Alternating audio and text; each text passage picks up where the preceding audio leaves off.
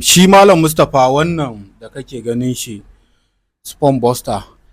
ba iya wanda ya istimina'i ba yake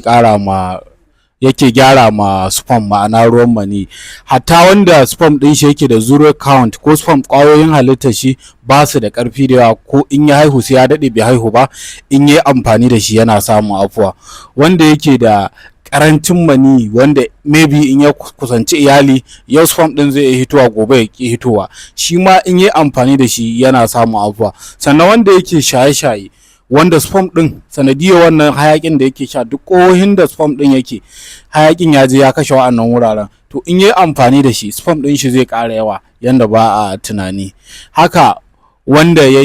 shi masturbation din, ko kuma mutum ya yi wankan rafi ko na kogi lokacin yarinta ya fitsarin jini, in dai har yi amfani da shi sperm buster, insha Allah zai yi busting din ruwan maniyin kuma zai ƙara. Duk mai buƙatar shi zai iya mu DM